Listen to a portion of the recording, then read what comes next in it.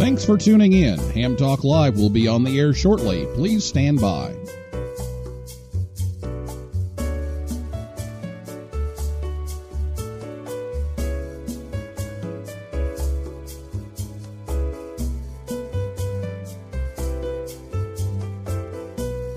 Thanks for tuning in. Ham Talk Live will be on the air shortly. Please stand by.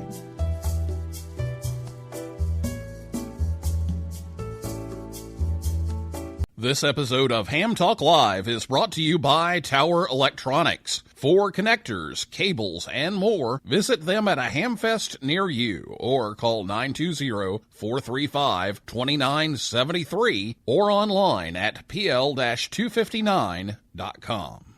Here's the snap. Rapp takes the rig. He breaks through the pileup. He's on 80, now 40, now 20, 15, 10, 2 meters. Touchdown, Ham Talk Live. It's Ham Radio with Neil Rapp. Here we go. Welcome to Ham Talk Live. Call in, let's talk. Neil's your guy. Ham Talk Live. Here we go on Ham Talk Radio.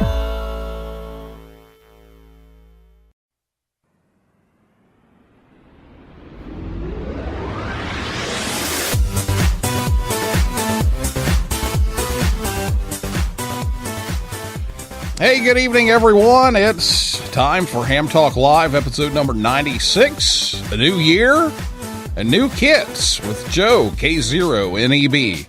Recorded live on Thursday, January 4th, 2018. I'm your host, Neil Rapp, WB9VPG. Thanks for tuning in to this episode of Ham Talk Live. Tonight, we're joined by our friend Joe Eisenberg, K0NEB, and we'll take your calls live in just a few minutes. And last week, Bernie McClenny, W3UR from the Daily DX, was here. So if you missed that, you can listen anytime. Just go to hamtalklive.com and you can hit play there and listen to it, or you can get the podcast version. And we upload that to Apple Podcasts, Stitcher, iHeart Podcasts, Google Play, TuneIn, and SoundCloud. And then there's a bunch of others that pick it up after that. So just check your favorite podcast app, and we should be there. We're also over on YouTube, if that's better for you. And get your kit questions, not quit questions. Kit questions ready to go, and we'll have those with Joe here in a little bit. We'll talk to him first, but let me give you the phone number so you have it ready. It's not time to call just yet, but I'll let you know when it is. But here's the phone number so you can have those dialing fingers ready. It's 812-NET-HAM1, 812-638-4261. You can also Skype us. We're Ham Talk Live on Skype, and you can tweet us as well if you'd rather. Our Twitter handle is at Ham Talk Live, and you can even comment on the website if you're tuning in live here this evening. So feel free to interact with us tonight. That's what the show is for, so we'd like to hear from you. So I'll be back with Joe right after this word from Tower Electronics right here on Ham Talk Live. This episode of Ham Talk Live is brought to you in part by Tower Electronics. Tower Electronics has been the Ham's Dime store since 1978. When you need connectors, mobile and handheld antennas, cables, or adapters, visit Scott or Jill at a Hamfest near you. Or you can order online at pl-259.com or call 920-435-2973. Stock up on those supplies like PL259 and N connectors, SMA adapters, audio cables, soldering supplies, mobile antennas, and ham sticks. Their silver-plated N connectors are even used on the International Space Station. Tower Electronics carries MFJ, Comet, Daiwa, OPEC, Workman, and Ham Pro products. And don't miss their 0% off sale going on now. Tower Electronics, online at pl-259.com, proud to sponsor this episode of Ham Talk Live. A flashlight is a case for holding dead batteries. Now, here's Neil Rapp with more Ham Talk Live.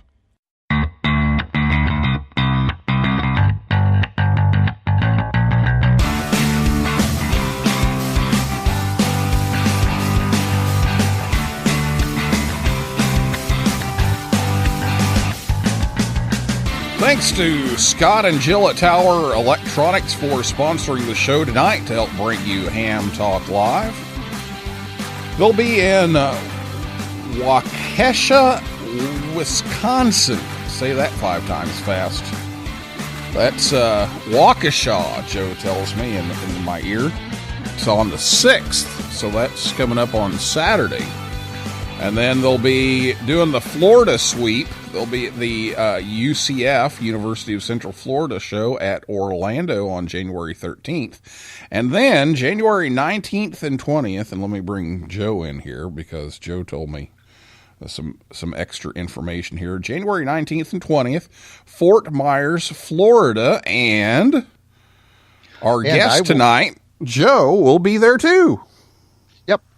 Even if I'm not speaking, I'm not sure if I am, but I will definitely be there both days at the Hamfest in Fort Myers, right across from Cape Coral where my brother lives. So making kind of a weekend and week out of it. So you can see Joe and Scott and Jill from Tower Electronics, or you can give them a call at 920-435-2973, or you can visit them online at pl-259.com. Tell them you heard it on Ham Talk Live, and tell them you know Joe Eisenberg, and maybe they'll give you, like, they'll charge you double or something. Double or triple.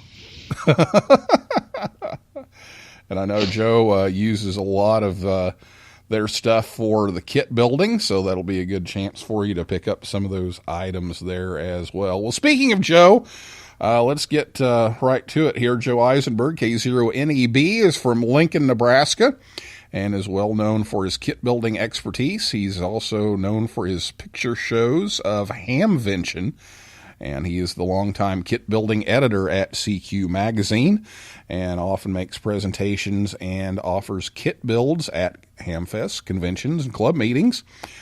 Joe started out in ham radio at a very early age and has been licensed since 1969. And a lot of people know him from Dayton because of his Dr. Seuss hat. And we're even going to talk about the Dr. Seuss hat. There's breaking news in Dr. Seuss Hatland. So we'll talk about that in a little bit. So, Joe, officially, welcome. Well, thank you, Neil, and it's good to talk to you again. Yep, we'd like to have Joe on here every few months to tell us about some kits that are coming out. So let's start off with that. What's new out there in Kitland? Well, we're going to talk about one real quickly. This comes from QRPguys.com. This little kit is about a 2-inch square, and it was designed by KD1JV, who is known for his melt solder kits. This one is really designed that a beginning kit builder can probably put it together in about an hour. More experienced builder like you and myself, probably maybe 20, 30 minutes. And what it is it's a code practice oscillator. And you say, well, there's a zillion of those out. Well, not one like this. This one has an LED that flashes. It has a volume control for your headset volume, very loud audio output, and it will accommodate a straight key or a paddle. So it will be a keyer, and you can adjust the speed up and down. And it has another function. If you push this one button, it will start sending code to you. And so you can practice your code with it. It runs on a single CR2032 battery, which is not included in the kit, but very common, available at local drugstores and so forth, because it's the same battery as in a lot of automotive remote controls. The kit puts together real quickly and is a great asset if you want to train for CW. You want to learn the code at whatever speed you want. It will do that. Very easy build, very nice first-time kit. And it's got all the instructions printed on the front and the back of the board. So all you got to have is that flipped over, and you can read all the different functions that it does. Very easy to put together.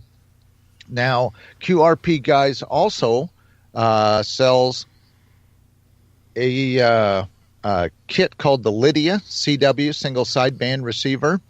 And it has a digital dial option so that you have a full digital display for your 40-meter receiver. Now, actually, they do give you the modifications to put this on several different bands. So it doesn't necessarily have to be on 40. They do tell you the different components that you do have to replace in case you do it. It has a 10-turn pot, so it makes it very easy to tune. Nice receiver, runs on 12 volts, and has an RF gain control, CW sideband bandwidth switch for the receive, an on-off switch, and a simple volume and tuning control and a 5-digit digital display. Also relatively easy to put together, but I would say you're going to spend at least a whole afternoon building this one because it has a toroid and the digital display is a separate kit. And if we go back to the code oscillator, that thing was $15 for this 40-meter receiver, which is very small, fits in your hand very nicely. It is $35, and the digital display option is $15. So it's not going to break the bank to build this nice little receiver. Now, finally, if you look at your CQ magazine from November, and those of you who missed getting it in the mail, you can download that free by going to the CQ website and click on the news story. And it does have links so you can download the November and December issues. And in the November issue, I introduced the idea of the Harbach kits. And these kits are there to repair not only the Heathkit amplifiers, but Drakes, Swans, all sorts of different radios. You can rebuild your power supplies and other vital components from the Harbach kits. Now, the Heathkit SB200, as you know, is a very, very popular amplifier. And it has a problem. The power supplies, after a while, start smoking. And, of course, we don't allow smoking, Neil. So, yeah, and when the magic smoke leaves, yeah, it doesn't work anymore. And I was fortunate to pay about $100 for this amplifier used at a local flea market.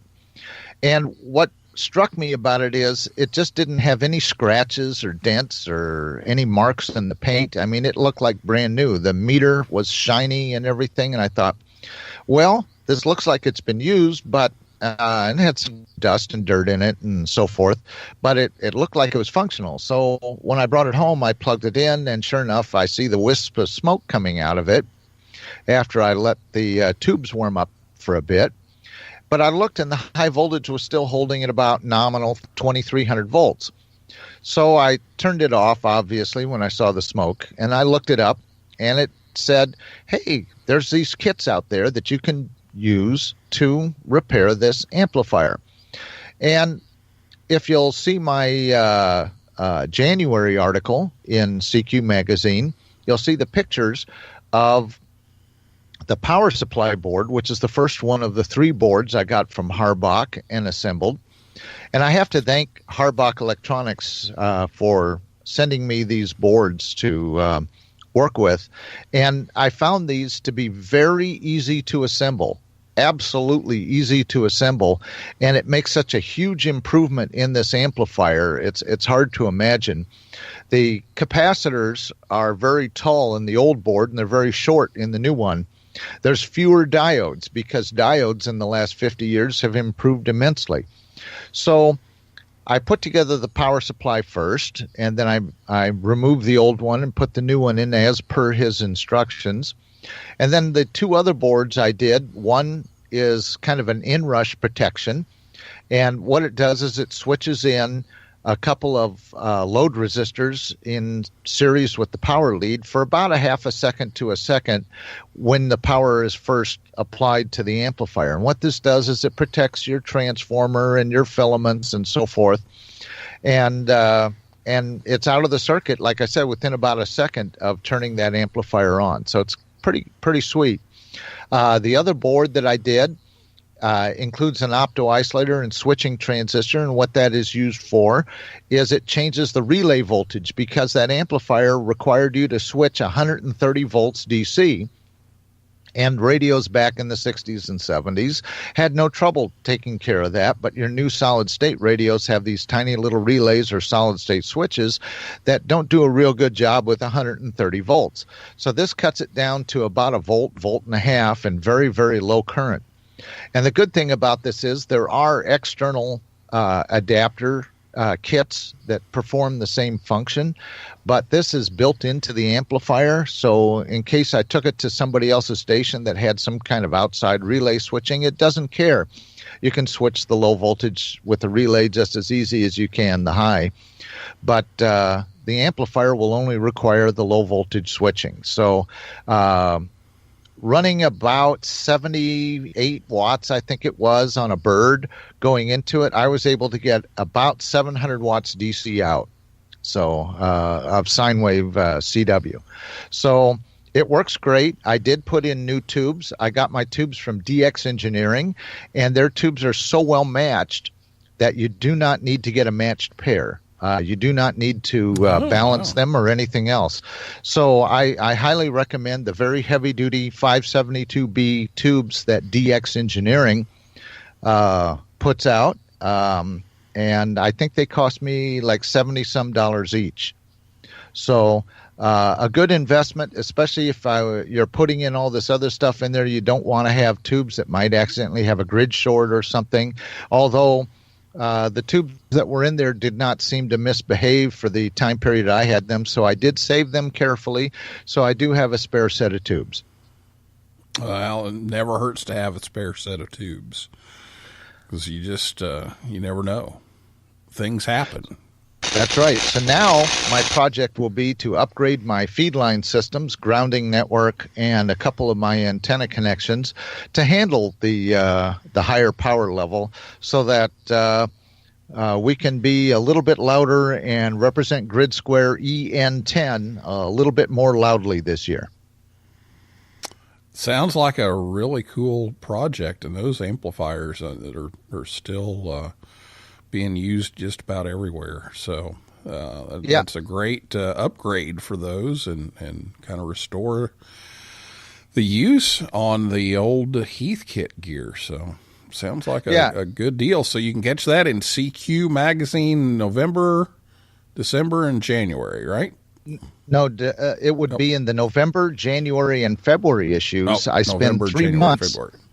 Upgrading that amplifier, and I thought, what a perfect thing to do, even though I usually do QRP, to have a kit amplifier being repaired by new kits. Yeah. Well, it's kits for the Heathkit, so how can you go wrong? Yeah, and I thought that was great. The other thing we're going to talk about is where to put your kits when they're done. And this has become a big bugaboo amongst kit builders, and that is a lot of kits do not have a case. Now, some of the Chinese kits are now coming with these clear plastic snap-together cases or screw-together, and they work quite well. The Lydia receiver uses a circuit board material to make the front panel and the base and everything. A lot of the 4-state QRP kits use circuit board material to make the integrated case. So there's a lot of good uses for printed circuit board material. The other route to go is the 4-state QRP group, because they use circuit board cases quite often. They now have 2 different standard size cases. One of them is exactly the right size for the BitX series of kits.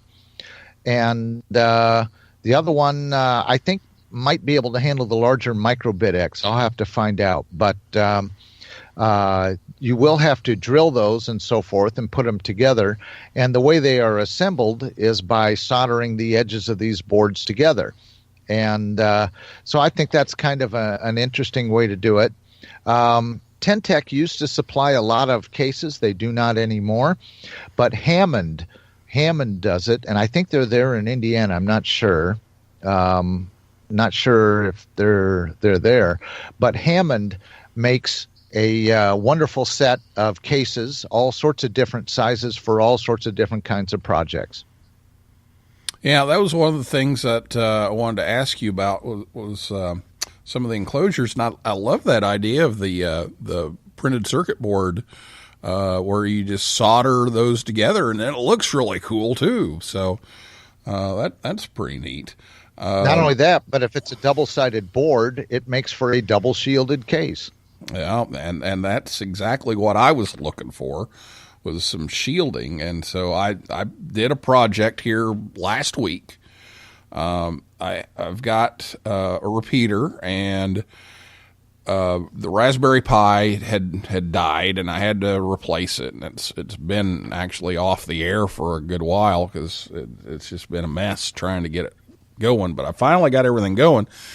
But it's in a high RF field environment because there's a television station and a 50,000 watt FM broadcast station right there at the site. And so everything gets shielded because if you turn the repeater cabinet a certain way, you start picking up the FM broadcast station in your audio lines. And so we had to make sure we shield everything. So I wanted to put it in a shielded box. So I bought a little aluminum box and wanted to put the Raspberry Pi in it, and I had a serial converter because I could hook it up and run Minicom to do the repeater control over the internet too. And then the IRLP board needed someplace to put it because on the Raspberry Pi you can't just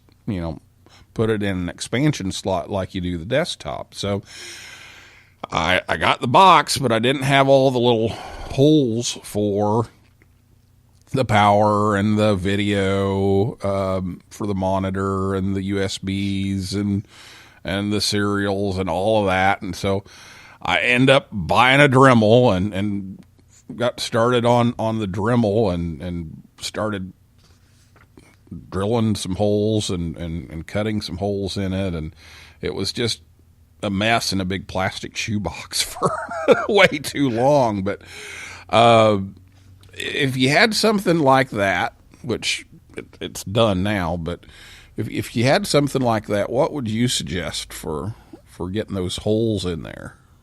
Well, what I usually do is I try to plot it out as best I can, and then I use the Dremel to do the pilot holes, and then I use a full-size drill to widen them out. If I have square holes, you can get Greenlee punches, and you can also get some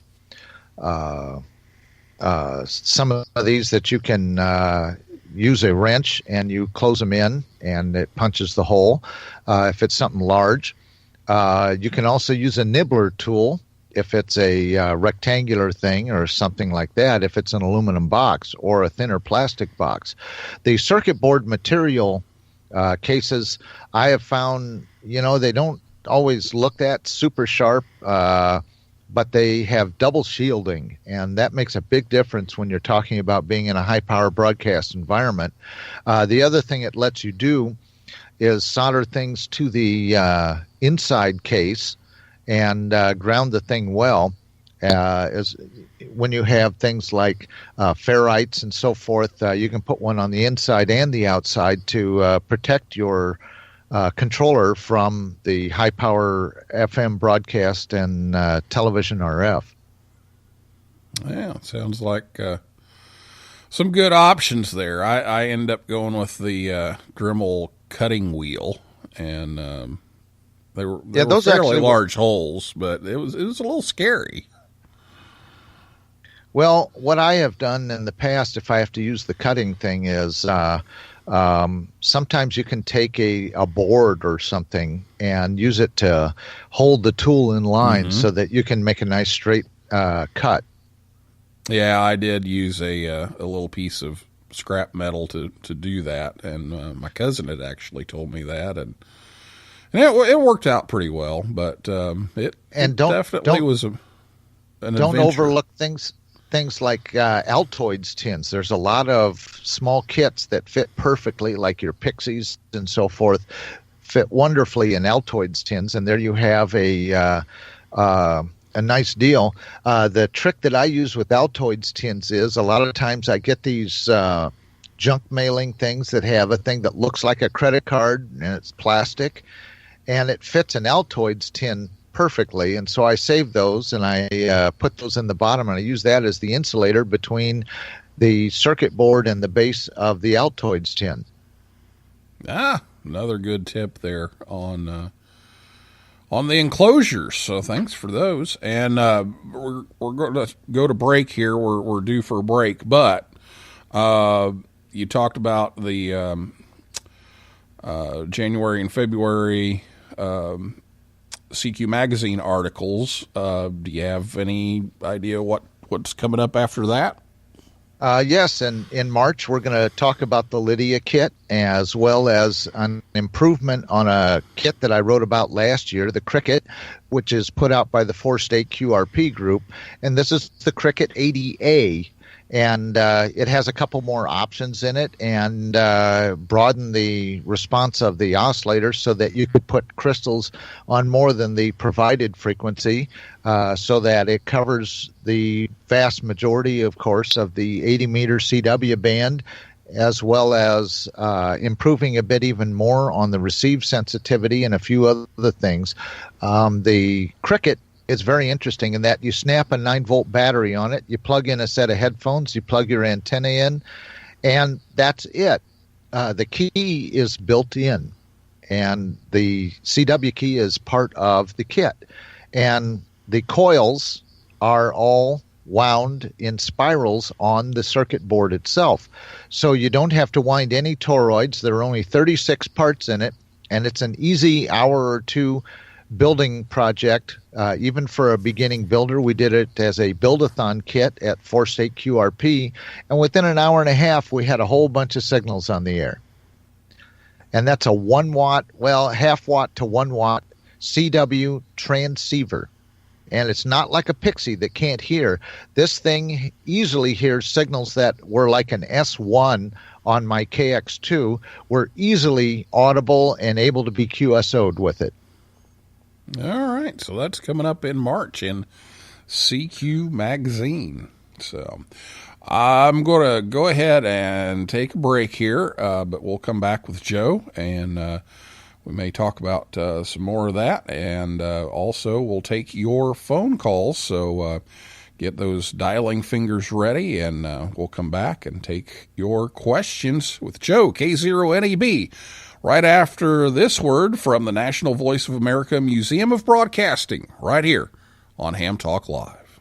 The National Voice of America Museum of Broadcasting, located in Westchester, Ohio, just north of Cincinnati, is only 2 minutes off I-75.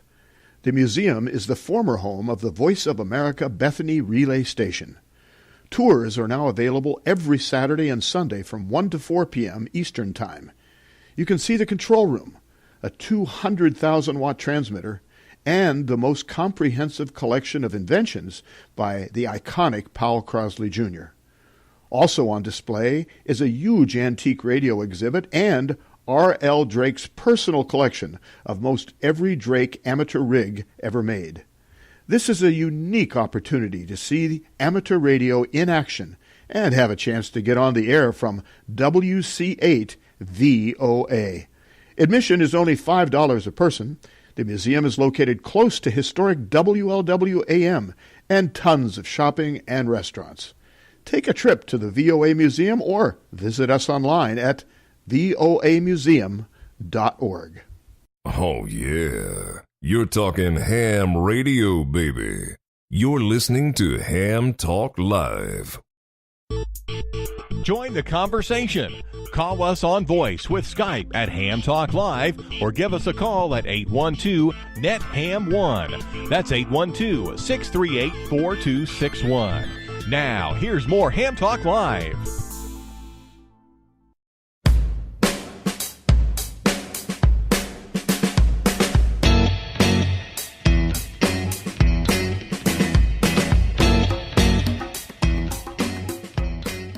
Ham Talk Live is on the air every Thursday night at 9 p.m. Eastern Time, right here on hamtalklive.com. Be sure to check us out on Facebook, Twitter, and Instagram. And during the break, Joe's been playing with Alexa in the Ham Shack, and I've always said I should get on here and say, Alexa, play Ham Talk Live.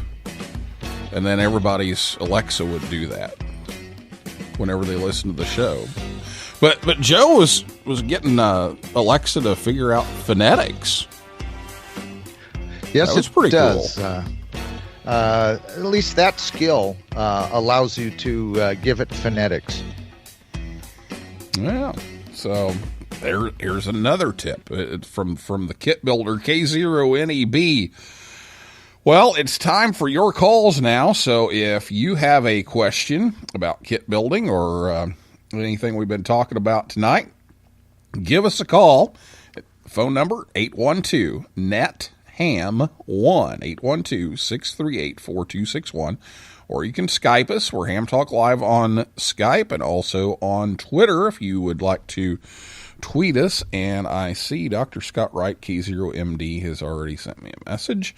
And he says, what good kit ideas do you have for 14 or 15-year-old students who want to learn electronics? Okay, well, there's a lot of kits out there actually that are more appropriate for that age group. That little code practice oscillator is good because it teaches you the basics of electronics. There is, I would say, one that I have found to be very successful in getting people to learn about electronics is a real simple tester. Now, it's called a transistor tester, but it really does more than that. We can play Ron Popeil and say it slices, it dices, and it purees. And it makes julienne fries. That's right. And it's about $11. And what this thing does is it will test a resistor, a capacitor, a transistor, an inductor, a diode, a thyristor, an NPN or PNP or MOSFET, and it will tell you which pin is connected to which lead. Like if you hooked up an NPN transistor, it would say it's an NPN transistor and the emitter base collector correspond to leads 1, 2, and 3 or whatever you have it hooked up to. If you hook up a capacitor, especially an electrolytic, it will tell you the equivalent series resistance, so we know if that's good or not. If you hook up a diode, it'll tell you which is the anode and which is the cathode, and I think it even identifies certain Zehners. On MOSFET transistors, it'll tell you which lead is the drain, gate, and source, and on all the transistors, it gives you the beta gain. This is something you can use when you build other things, so you can use it to test different electronic components. And it's called a transistor tester. Some people call it I think it's an M328 or M8 tester. I would look up that. There are several websites. You can find it on wish.com or banggood.com. And like I said, they're very inexpensive, but you got to take your time. The instructions that come with it aren't that great, so you're going to probably want a meter nearby to measure the resistors because these have 5-stripe codes on them. And so you want to be able to meter your resistors to make sure you're putting the right one in the right place. But once you have this gadget put together, you can now test every component in all the future kits that you build. So it's kind of a neat deal. Yeah, sounds like a real good idea. I'm trying to think of others. Of course, the Pixie kits are very popular. Of course, once again, you got to be licensed to use those. There are a number of inexpensive AM or AM/FM broadcast radio kits and so forth. Velleman has one that's kind of oval shaped, somewhat, and it is a commercial FM broadcast receiver, and it's relatively easy to put together. Elenco, ELENCO, puts together a couple of kits. One is an AM broadcast only receiver, and one is an AM/FM. And the neat thing about those kits it has a schematic diagram printed on the circuit board where the part goes, so you can see physically the part and how it's incorporated in the circuit. And you can make a working AM/FM radio. And yeah, it's kind of interesting. It's kind of sitting on a stand and it's a wide open circuit board, but it works and actually works quite well. For those who are interested in an AM broadcast receiver that's relatively higher performance, there's one called the TechSun, TECSUN 2P3, like 2 Papa 3 receiver, and it's a Chinese kit also. And this particular kit makes a classic 1960s style pocket AM receiver. However, the loop stick antenna on this thing is so darn big that I'm able to hear AM broadcast stations from all over the Midwest in my basement on this thing. It's probably my most powerful pocket AM radio. It's very amazing what it does. There's I'm trying to think of what else for beginners. But those are the ones that I would say are come to mind. Like I said, if they are getting their license and so forth, the Pixie kit is a great way to do it because it makes a nice little CW transceiver that you can use across the room, and they're very inexpensive. If you buy those in bulk, you'll be spending less than $3 each for the Pixie kit. And I'll tell you how much of a bargain that is. If you go to buy the BNC connector that goes on the board, you'll be spending almost that much for each one just to buy that connector. So I think in bulk, I've seen them as little as $2.18 for those kits. Just absolutely amazing price to put together a simple little CW transceiver. All right. Well, there you go, Scott. There's some good ideas from Joe on some kits for teenagers to build that are looking to get into electronics. And I really like the idea that the transistor tester with all the different components, so you can figure out what all, what lead is what, and figure out what they are.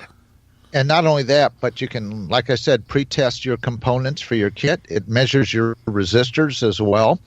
So instead of having to read a meter, you just clip one clip lead to each lead of the resistor and push the button, and it tells you the value. Okay, there we go. So there's your answer for Dr. Scott Wright, K0NEB. And if you have a question, give us a call at 812-638-4261. That spells NETHAM1. Or you can Skype us, or you can tweet us if you like.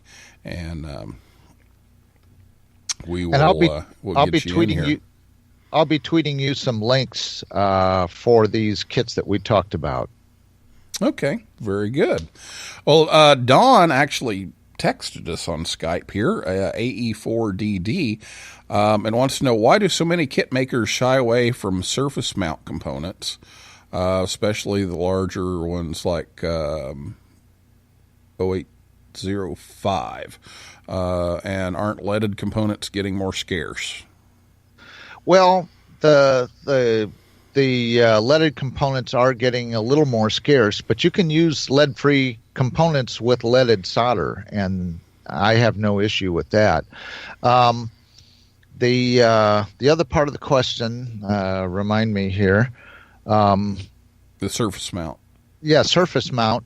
805 components are pretty large. The vast majority of surface mount that I've seen in kits are the 1206 size. The problem with that is that a lot of people have an aversion to it because things like the capacitors aren't marked at all. And so it's kind of hard to deal with them. That tester I was talking about, believe it or not, has pads on it that you can use a pair of wooden tweezers and hold the part down, and it will tell you what it is. But I have seen surface mount parts in kits. In fact, the DSO 138 scope kit is available with and without the surface mount parts already mounted for you. And that's about a $22 oscilloscope kit. And it does have the option to have the surface mount already assembled and not. Kit makers shy away from surface mount if they can, because if somebody doesn't succeed building their kit because of that obstacle, then people aren't going to want to build anymore, let alone buy any more kits that are like that.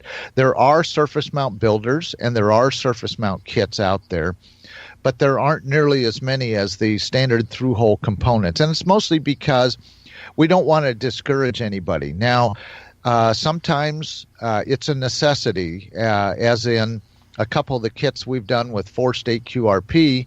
And what we do with the surface mount components, especially your resistors and capacitors, is I just take a tiny dab of solder, not even enough to make a bubble on the board, just enough to wet it. And then I take my tweezers and I bring that part down to the board, and I take that iron, I heat up that end, and just get it enough to stick. It doesn't look good, but it sticks and holds it in the right position. Then I solder the other half of it, and then I go back to the first half and put some more solder on it. It makes it look nice and even. So if you're doing a handful of surface mount parts, that's the way to do it.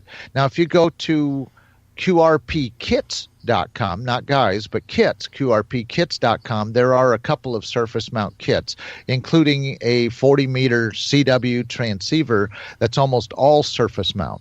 So there are kits out there that do use it, but I think the kit makers tried to shy away only because they want to make sure that their builders are successful. And by adding the extra burden of surface mount parts, sometimes it discourages people. However, I don't object to it if there's like one or two parts, because like the original Rockmites used to use an 8-pin surface mount IC. The new ones now have the regular through holes again, but they used to use an 8-pin surface mount flat pack IC, and it really wasn't that hard to do. All you had to do was hold it down with the tweezers and get one leg soldered exactly right with all the pins lined up, and then it held it in place, and you just went zip, zip, zip, zip with an iron and a real thin solder, and you got it done. And that's the other thing. When you're working with surface mount parts, you have to have a much smaller, finer tip on your iron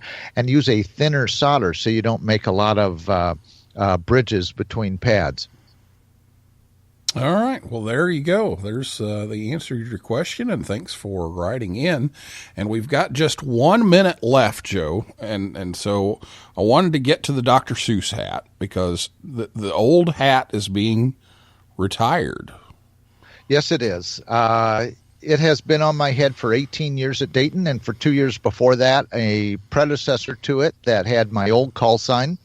Somebody told me I should donate them to the ARL Museum or sell them as a fundraiser for AMSAT or something, you know. But we'll determine later what's going to happen. But we have 3 new hats, 2 of which were embroidered by the nice folks, Ron and Amy from Gold Medal Ideas. And they did an excellent job on them at the Peoria Ham Fest. And these are self-supporting hats, which means I don't need to put wadded up newspaper or balloons or something else in there anymore. So these are self-supporting, but they will have antenna and so forth on it as before. And the third one, it's going to be a surprise. It's going to be worn at a special event. And just trust me, I'm sure the social media will be full of pictures of the third one.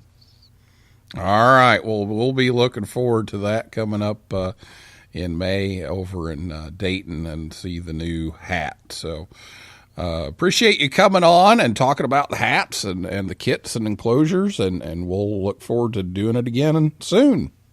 You bet, Neil. Always glad to come on Ham Talk Live. All right. Well, that is a wrap for this week's Ham Talk Live. Thanks to Joe Eisenberg, K0NEB, and everyone out there in cyberspace for listening and for writing in tonight. And invite you back next Thursday night at 9 p.m. Eastern Time. And to keep up with who's going to be on the show, you just go to hamtalklive.com and click on the schedule link there, and you can see as we schedule future guests for the show. In fact, I've got a couple I need to throw in there right now, so we'll do that shortly. So for now, this is Neil Rapp, WB9VPG, saying 7375, and may the good DX be yours. 7-3, and good luck from Ham Talk Live.